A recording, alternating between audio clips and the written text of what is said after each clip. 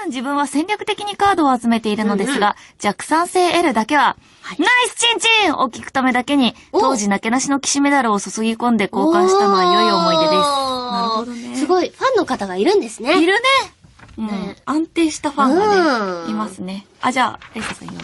はい、ありがとうございます。ラジオネーム、反逆型スターブライトアーサーさんです。ありがとうございます。ありがとうございます。乖離性から始めた僕は完全にダイナゴンの L の印象が8割を占めてます。みんな。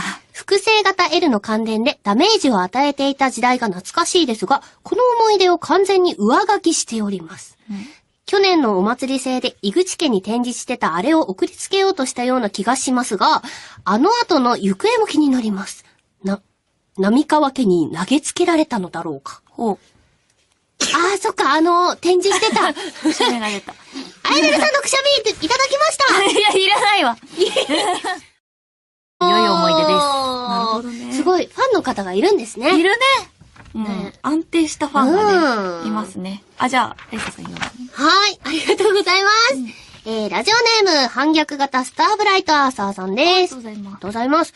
乖離性から始めた僕は完全にダイナゴンの L の印象が、去年のお祭り制で井口家に展示してたあれを送りつけようとしたような気がしますが、あの後の行方も気になります。浪川家にが8割を占めてます。みんな。